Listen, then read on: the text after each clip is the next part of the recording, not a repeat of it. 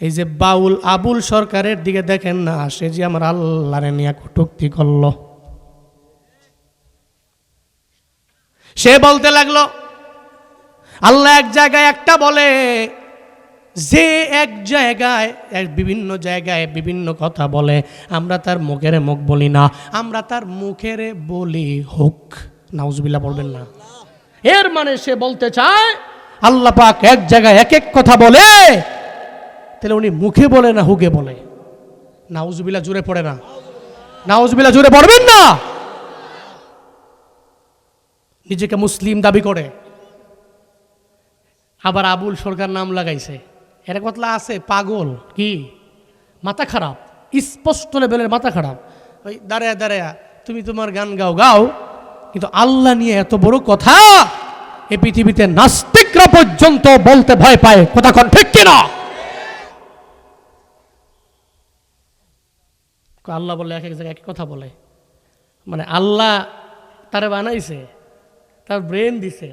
আল্লাহ চাইলে এক সেকেন্ডের ভিতরে তার ব্রেনটাকে আউট করে রাস্তার পাগল বানায় ফেলতে পারে। কথা কোন ঠিক কিনা? আর হ্যাঁ কয় যে আমি তো বেশি বুঝি, এই জন্যই বেশি যারা বুঝে এরা বেশি বুঝতে নাস্তিক হয়ে যায়। চিন্তা করে আল্লাহরে লইয়া, কারো লইয়া? এই মিয়া, চিন্তা আল্লাহরে কেন, আল্লাহ নিয়ে কেন? এই পৃথিবীতে আল্লাহর যত মাখলুক আছে, এই মাখলুক নিয়ে চিন্তা করেন, আল্লাহরে পেয়ে যাবেন। সুবহানাল্লাহ পড়বেন না?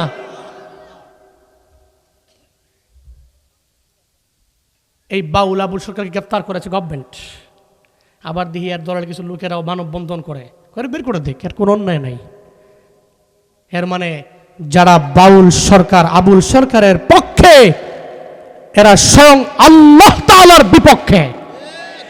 আর যারা আল্লাহর বিপক্ষে, এরা জীবনেও কোনোদিন মুসলমানের বন্ধু হতে পারে না। যারা আল্লাহর বিপক্ষে, এরা জীবনেও কোনোদিন মুসলমানের বন্ধু নয়। আল্লাহর এনে কটূক্তি করলে সে বাউল কেন, ফাউল কেন, যেই হোক না কেন, আমি আজকে এই মুহূর্তে যদি আমি আল্লাহকে নিয়ে কটূক্তি করি, আমাকেও ছাড়বেন না তো আপনারা, আমাকেও ধরে ফেলবেন। আল্লাহ এবং রসুল এবং কোরআনের বিরুদ্ধে কটূক্তি করে যেই কথা বলবে, সে মুসলমানের দুশমন, সে কোরআনের দুশমন, সে আল্লাহর দুশমন, সে মুসলিম উম্মাহ তাওহীদি জনতার দুশমন। চিল্লা কও ঠিক কিনা? সে সবার দুশমন। এটা সে যেই বলুক, এটা বাউল আবুল সরকার বলুক, জুনায়েদ আল হাবিব বলুক, আর কোনো বড় সুফি বলুক, বড় পীর বলুক, বড় কুতুব বলুক, যেই বলুক, সে দুশমন। আল্লাহ এর জিগায়া কাজ করব। মাঝে মাঝে কথা শুনলে মনে হয় যে কি বলবো আর।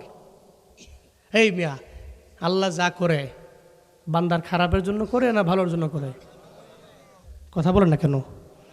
আল্লাহ যা করে বান্দার ভালোর জন্য করে না খারাপের জন্য করে? ইঞ্জিনিয়ার রাস্তা দিয়ে হাইটা যায়, ইঞ্জিনিয়ার রাস্তা দিয়ে হাইটা যায়, যাওয়ার পথে তাকায় দেখে রাস্তার পাশের মধ্যে একটা বড় কুমড়ার বাগান। কিসের কুমড়া? মনে হয় বড় এর মতো। কি কুমড়া? মিষ্টি কুমড়া আছে না বড় বড়? এটা কি বড়ইয়ের মতো নাকি? অনেক বড় কুমড়া। কুমড়ার ক্ষেতটা দেখে ইঞ্জিনিয়ার চলে গেলেন কুমড়ার ক্ষেতের মধ্যে। কুমড়ার ক্ষেতের মধ্যে যা দেখে অনেকগুলো বড় বড় কুমড়া। এটা দেখার পরে উনিও কই আমি এটা নিয়ে রিসার্চ করব, এই কুমড়া কোত্থেকে হয়ে যায়। কুমড়ার ওই গাছের যেই বীজটা আছে, বীজটা দেখার জন্য ইঞ্জিনিয়ার বিভিন্ন জায়গায় খুঁজতে লাগলো, কোথায় আর মাথা আগাগুড়া খুঁজে পায় না। একটা পর্যায়ে খুঁজতে খুঁজতে তাকায় দেখে একটা জায়গার মধ্যে দেখা যায় একটা লতার মতো। ও মনে মনে কয় এই ছোট্ট লতা থেকে বুঝি এত বড় বড় কুমড়া হয়। এবার যখন বীজটা পাইল, সবগুলা কুমড়া নিজে গণলো, গইনা গইনা দেখে 8-9টা বড় বড় কুমড়া। এই কুমড়াগুলো দেখা এবার চলে গেল ইঞ্জিনিয়ার সাহেব। একটু দূরে যাওয়ার পরে হঠাৎ করে সে ওই ইঞ্জিনিয়ারটা মনে মনে কয় আমি দুর্বল হয়ে পড়লাম, আমি দুর্বল হয়ে গেলাম, এখন ক্লান্তি চলে আসলো, এক জায়গায় আমার রেস্ট নেওয়া লাগবে। আগের দিনের মানুষেরা এর একটা জায়গার মধ্যে যখন বট গাছ পাইত অথবা বড় কোনো গাছ পাইত, ওই গাছের নিচে সুন্দর করে বসে পড়ত, গাছের নিচে গিয়া বসে পড়ল, উপরে হলো বট গাছ। এবার বট গাছের দিকে তাকাইয়া ইঞ্জিনিয়ার সাহেব মনে মনে কয়, এই বট গাছের মধ্যে কত বড় বড় পাতাও দেখা যায়, আবার গাছটাও বড়, কিন্তু বট গাছের মধ্যে যেই ফলটা দেখা যায় এই ফলটা এত ছোট ছোট ফল, এই কারণেই তো আমি নামাজ পড়ি না, এই কারণেই তো আমি রোজা রাখি না, এই কারণেই তো আমি আমলের লাইনে আগে যাই না, এই জন্যই তো আল্লাহরেও আমি বিশ্বাস করি না। আল্লাহ টাল্লাহ কেন মানি না? কারণ হলো উলামায়ে কেরাম মানি না, আল্লাহ মানি না, আল্লাহর কথা যারা বলে তাদেরও আমি মানি না। কেন মানি না?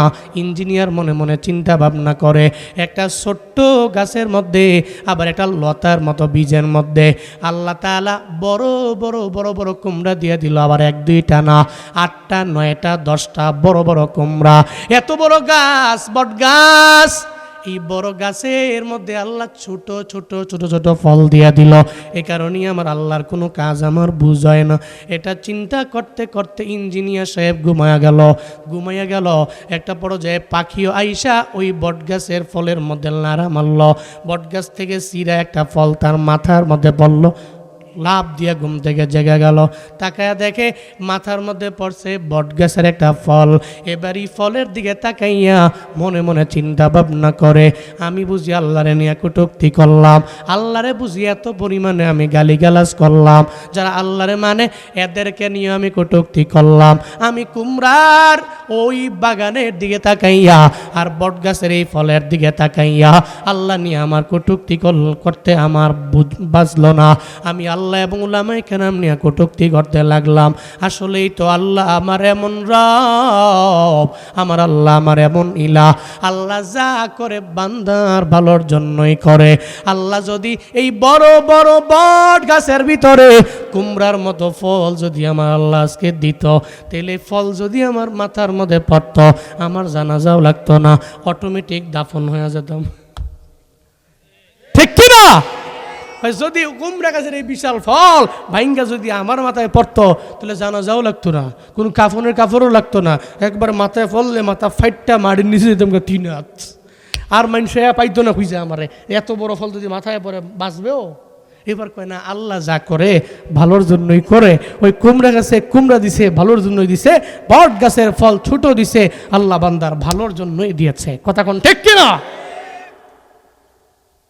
এই জন্য বাউল আবুল সরকার সাহেব, আপনি আপনার ব্যক্তিগত চিন্তাধারায় নিয়ে আল্লাহকে নিয়ে কটূক্তি করবেন, একদিন আপনারও বুঝে আসবে আল্লাহ যা বলে, আল্লাহ যা করে বান্দার ভালোর জন্যই করে, বান্দার ভালোর জন্যই বলা আছে। কথা কোন ঠিক কিনা?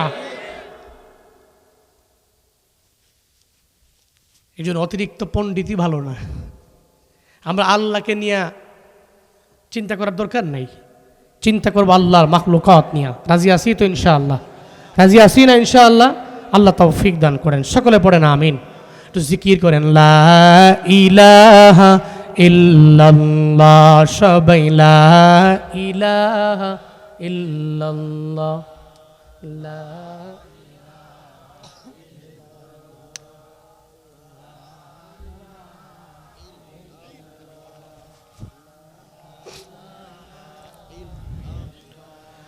লা ইলাহা ইল্লাল্লাহ, লা ইলাহা ইল্লাল্লাহ, লা ইলাহা ইল্লাল্লাহ, মুহাম্মাদুর রাসূলুল্লাহ সাল্লাল্লাহু আলাইহি ওয়াসাল্লাম। তাহলে আল্লাহ কয়জন? বলে না কয়জন? তাহলে আল্লাহ পাক রব্বুল আলামিন একজন। উনি আমারে ক্ষমা করে দিলে কারো দরবার থেকে পারমিশন নেওয়া লাগবে? অনুমতি নেওয়া লাগবে? আল্লাহ কাউরে মাফ করে দিলে কারো দরবার থেকে আল্লাহর পারমিশন নেওয়া লাগে না, অনুমতি নেওয়া লাগে না। ফায়াগফিরু লিমান ইয়াশাউ ওয়া ইউআযযিবু মান ইয়াশা। আল্লাহ আমার এমন মালিক, আল্লাহ যারে চায় ওই বান্দারে আমার আল্লাহ মাফ করে দেয়, আল্লাহ যারে চায় না ওরে মাফও করে না। আল্লাহ পাক বলেন ইস্তিগফার করো, ফায়দা আমি আল্লাহ জিন্দেগির যত গুনাহ আছে সব গুনাহ আমি আল্লাহ মাফ করে দিব। এটা ফায়দা নাম্বার 1, এটা আখিরাতের লাইনের ফায়দা। যেই বান্দার পুরা জিন্দেগিতে কোনো গুনাহ নাই, ওই বান্দা কি জান্নাতে যাবে না জাহান্নামে? বলেন না। যেই বান্দার নেকের পাল্লা ভারী হয়ে গেল, গুনাহের পাল্লা হালকা হয়ে গেল, পুলসেরাত পার হয়ে বান্দা চলে যাবে মাওলার জান্নাতে, তাহলে আখিরাতের লাইনটা কামিয়াব হয়ে গেল। একটু বলেন না রে বাবা, একটু আমার উত্তর দিবেন আপনারা। সুশীল সমাজের মানুষ সবাই বসে আছেন এখানে, আমার চাইতেও সিনিয়র মানুষেরা, ইলমের লাইনে আমলের লাইনে বড় আগাইয়া। এই বান্দারা আমায় একটু বলেন না, দুনিয়াতে মানুষ যত কাজ করে সব মানুষ কাজ করে দুইটা কারণে, দুইটা উদ্দেশ্য নিয়ে কাজ করে। 1 নম্বরে দুনিয়া, 2 নম্বরে আখিরাত। এই কথাটা ঠিক না বেঠিক? 1 নম্বরে দুনিয়া, 2 নম্বরে সিএনজি ড্রাইভার। রাত গভীর 3টা, 3:30, 4টা বাজে দেখবেন সিএনজিটা নিয়ে দূরে যায়, কয় কই যাও, কয় গ্যাস পাম্পে গ্যাস আনবো। রাতের বেলা 4টা বাজে দৌড়ায়, কয় তুমি কি আরামের ঘুমটা ঘুমাও না? কয় আরামের ঘুম ঘুমানোর সময় নাই, আমি আগে ঘুমায় গেছি, এখন উঠে সিএনজি নিয়ে আমি দৌড়াই। কয় কেন দৌড়াও? কয় আমার গাড়ির মধ্যে গ্যাস লাগবে, আর গাড়ির মধ্যে গ্যাস যদি আমি না পুরাই তাহলে আমি কোনোভাবে কোনো দিন এই সিএনজি দিয়ে আমি দিনের বেলা ভাড়া মারতে পারবো না। আমার ছেলেও না খায়া মারা যাবে, আমার মেয়েরা না খায়া মরবে। জীবিকা নির্বাহের মাধ্যম হলো আমার সিএনজি। এজন্য দুনিয়ার ঘুমকে আমি লাত্তি মেরে দিলাম। ঘুমটাকে প্রাধান্য না দিয়া সিএনজি ড্রাইভার দেখবেন গ্যাসের জন্য সিএনজিটা নিয়ে দৌড়ায়। বলে এই কেন দৌড়াও? কয় সিএনজির গ্যাস আনার জন্য দৌড়াই, এত ঠান্ডার মধ্য দিয়া। আবার দেখবেন সিএনজির মধ্যে গ্যাস টেস্ট নেওয়া শেষ হয়ে গেলে ভাড়া মারার জন্য যখন স্ট্যান্ডের মধ্যে গেল, ফজরের আজান হয়ে গেল, স্ট্যান্ডের মধ্যে একটা বাস স্ট্যান্ড মসজিদ আছে অথবা সিএনজি স্ট্যান্ড মসজিদ আছে, সিএনজিটাকে একসাথে ব্যাক সাইডে ব্রেক করে, এবার সঙ্গে সঙ্গে আল্লাহর ওই বান্দা চলে গেল নামাজের মধ্যে, ফজরের নামাজ পড়বে। যে ঠান্ডা পানি দিয়া ওযু বানাইয়া 2 রাকাত ফজরের 2 রাকাত সুন্নত পড়ল, আবার 2 রাকাত ফরজ নামাজও পড়ে নিল। এরপরে আবার সিএনজি নিয়ে বিভিন্ন জায়গায় ঘুরে বেড়ায়। একটু বলেন না, ও যে সিএনজিটা নিয়ে চলে গেল গ্যাস আনার জন্য, এই যে গ্যাস আনলো, এটা দুনিয়ার জন্য না আখিরাতের জন্য? দুনিয়ার জন্য। ফজরের নামাজে 2 রাকাত ঠান্ডা পানি দিয়ে ওযু বানাইয়া ওযের নামাজে গেল, এটা দুনিয়ার জন্য না আখিরাতের জন্য? কার জন্য? সিএনজি ড্রাইভার সিএনজি নিয়ে লাগবে, এই কারণে ফজরের নামাজে দৌড়ায় গেল। এর মানে দুনিয়াতে মানুষ যা করে হয় দুনিয়ার জন্য না হয় আখিরাতের জন্য। কেউ চিন্তা করে লাগবে আমার দুনিয়া, আবার কেউ চিন্তা করে লাগবে আমার আখিরাত। কেউ চিন্তা করে দুনিয়া, আবার কেউ চিন্তা করে আখিরাত। ও বান্দারা, আপনার দুনিয়া শুধু লাগবে এমন না, আখিরাতও লাগবে। আবার এই চিন্তা করলেও হবে না, আমার জীবনেও কোনোদিন চলার পথে আমার আখিরাত লাগবে না, আমার শুধু দুনিয়াই লাগবে। ফামিনান নাসি মান ইয়াকুলু রাব্বানা আতিনা ফিদ দুনিয়া ওয়া মা লাহু ফিল আখিরাতি মিন খালাক ওয়া মিনহুম মান ইয়াকুলু রাব্বানা আতিনা ফিদ দুনিয়া হাসানা ওয়া ফিল আখিরাতি হাসানাতাও ওয়া কিনা আযাবান নার। চিল্লা বলেন কথা কা। আল্লাহ পাক বলেন, মানুষের মধ্য থেকে কিছু মানুষ আল্লাহর দরবারে যখন হাত বাড়ায়, আল্লাহর দরবারে বলে রব্বানা আতিনা ফিদ দুনিয়া, ও আল্লাহ শুধু আমার দুনিয়া দাও, দুনিয়াতে আমার ধনী বানাও, আমার বাড়ির মালিক বানাও, আমার গাড়ির মালিক বানাও, দুনিয়াতে যত যা আছে আমার দাও, আমার আখিরাত লাগবে না। আল্লাহ কয় তুই দুনিয়া চাইলি, আখিরাতের লাইনে তোর জন্য কোনো অংশ নাই। ওয়া মা লাহু ফিল আখিরাতি মিন খালাক, আখিরাতের লাইনে বিন্দু মাত্র পরিমাণ কোনো অংশ নাই। আবার এদের মধ্য থেকে কিছু বান্দা আছে, আল্লাহ কয় তারা রবের দরবারে হাত বাড়ায়, আল্লাহ দরবারে বলে ও আল্লাহ রব্বানা আতিনা ফিদ দুনিয়া হাসানা, ও আল্লাহ দুনিয়াতে কল্যাণ দেও, ওয়া ফিল আখিরাতি হাসানা, আমি আখিরাতেও ভুলে যাই না রে আমার আল্লাহ। ও আল্লাহ যদিও তুমি আমার ধনী বানাও, আমি আখিরাতে ভুলি না, আমি জান্নাতেরও ভুলি না, আমি জাহান্নাম ভুলে যাই না, তোমার যে পুনরুত্থান দিব সেটা আমি ভুলে যাই না রে আমার আল্লাহ।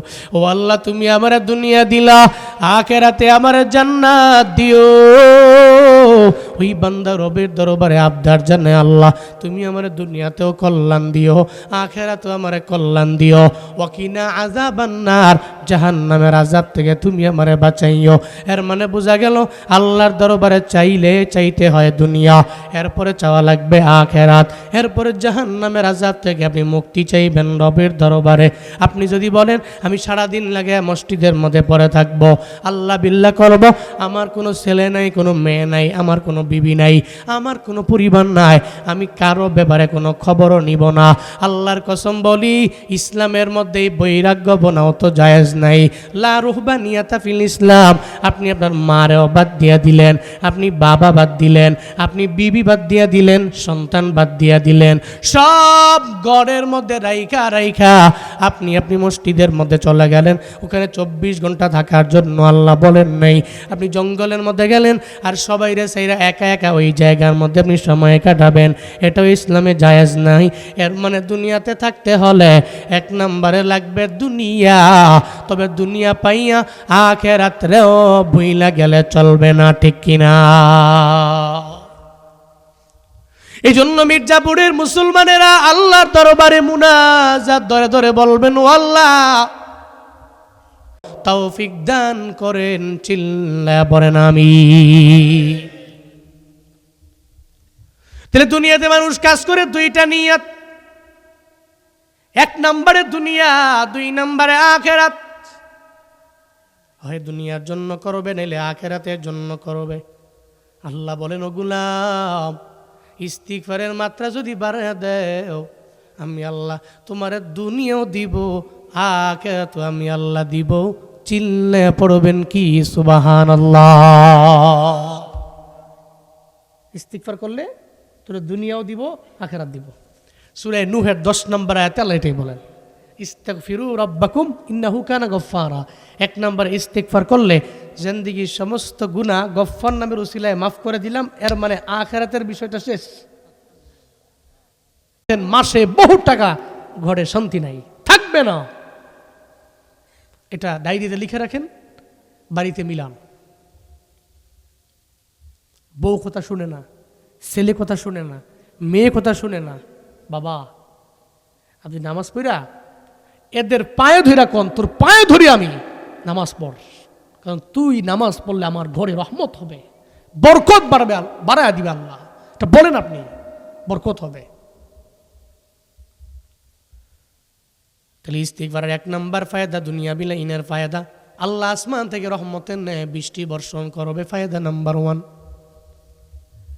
এরপরে আল্লাহ পাক বলেন, ও বান্দা তোমার দুনিয়া বিলা ইনের 2 নাম্বার ফায়দা, ইস্তিগফারের মাত্রা যদি বাড়ায় দাও, ওয়ায়ুমদিদকুম বিআমওয়াল, আল্লাহ পাক তোমাদেরকে সম্পদ দিয়ে সাহায্য করবে। সুবহানাল্লাহ। পকেটে থুন, বাড়ি যায় কইন, আরো জোরে করে সুবহানাল্লাহ।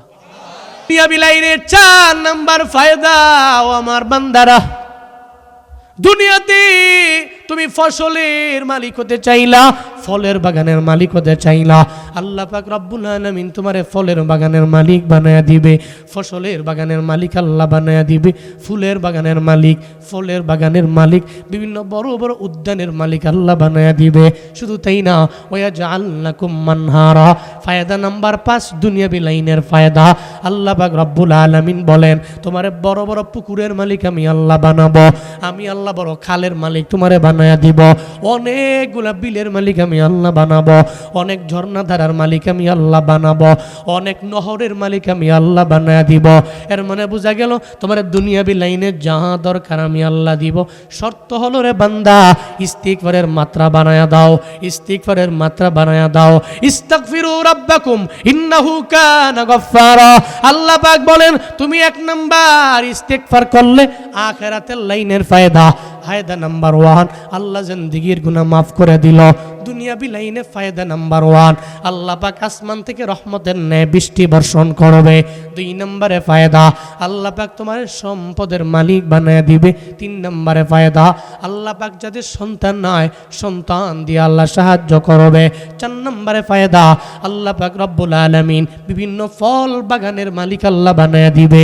এরপরে 5 নম্বরে ফায়দা আল্লাহ নহরের মালিক বানাবে, ঝর্ণাধারার মালিক আল্লাহ বানাবেন, আল্লাহ বিভিন্ন পুকুরের মালিক বানাবে, বড় বড় খালের মালিক আল্লাহ বানায় দিবে। ও মির্জাপুরের মুসলমান আমার সাথে বলেন না রে বাবা, তাহলে ইস্তিগফার করলে ফায়দা আছে না নাই? ফায়দা কয় জগতের? কয় জগতের? আখিরাতের লাইনের ফায়দা আল্লাহ গুনাহ মাফ করে জান্নাত দিয়ে দিব। আর দুনিয়া বিলানে 5টা ফায়দা। 1 নম্বর আসমান থেকে রহমতের ন্যায় বৃষ্টি বর্ষণ হবে। 2 নম্বর আল্লাহ পাক আমাকে সম্পদ দিবে। 3 নম্বর আল্লাহ পাক রব্বুল আলামিন সন্তান দিয়ে সাহায্য করবে। 4 নম্বর আল্লাহ বিভিন্ন ফল ফুলের বিভিন্ন বাগানের মালিক বানায় দিবে। 5 নম্বর আল্লাহ পাক বিভিন্ন পুকুর খাল বিল নহর ঝর্ণা ধারার মালিক আল্লাহ বানায় দিবে। তাহলে ফায়দা দুনিয়াবি বেশি না আখিরাতের বেশি? আরে আখিরাতে একটা ফায়দা, আর দুনিয়াবি কয়টা? 5টা ফায়দা। তাহলে যারা কয় খালি ইসলাম ইসলাম করলে আল্লাহ আল্লাহ করলে ওরা সব দুনিয়া ছাইরা খালি আখিরাত করে, তারা বুকের স্বর্গে আছে। ওরা জানে না আল্লাহ চায় না বান্দা রুহবানিয়াতের মতো ঢুকে যাক বৈরাগ্যপনায় জঙ্গলের মধ্যে জাগা। আল্লাহ এটা চায় না। আল্লাহ কয় ইদা কুদিয়াতিস সালাহ ফান্তাশিরু ফিল আরদ, তোমার নামাজ শেষ, এরপরে চলে যাও তুমি জমিনে যে রিজিক অন্বেষণ করো, তালাশ করো, অবতাগু মিন ফাদলিল্লাহ, আল্লাহর ফজল অন্বেষণ করো। এটা কে বলে? এই জন্য আল্লাহ চায় বান্দা দুনিয়াতেও মোস্ট রিচেস্ট ম্যান হোক, তবে ধনী হয়ে যাতে আল্লাহকে ভুলে না যায়। ধনী হয়ে আল্লাহকে ভুলবে না, ধনী ও 5 ওয়াক্ত নামাজ পড়বে, ধনী উনি রোজা রাখবে, ধনী উনি অন্যায় করবে না, ধনী উনি মিথ্যা বলবে না, ধনী উনি আমানতের খেয়ানত করবে না, ধনী উনি ওয়াদা করে ওয়াদার খেলাফ করবে না, ধনী উনি জীবনে কোনোদিন কাউকে গালিগালাজ করবে না, উনি ধনী উনি কারোর সাথে খারাপ আচরণ করবে না। ওই মিয়া, এমন ধনী কি সমাজে নাই? উনি ধনী নামাজ পড়ে, উনি ধনী রোজা রাখে, উনি ধনী গালিগালাজ করে না, উনি ধনী উনি মিথ্যা বলে না, উনি ধনী উনি ওয়াদা করে খেলাফ করে না, উনি ধনী উনি আমানতের খেয়ানত করে না। আমরা কি সেই ধনী হতে পারবো না? আল্লাহ আমাদের সবাইকে দুনিয়া এবং আখিরাত ইস্তিগফারের মাধ্যমে এই উভয় জগতে কল্যাণকামীদের অন্তর্ভুক্ত হওয়ার তৌফিক দান করেন। ইস্তিগফার করার মাধ্যমে উভয় জগতের সমস্ত ফায়দা হাসিল করার তৌফিক দান করেন। সকলে চিল্লা পড়েন আমিন।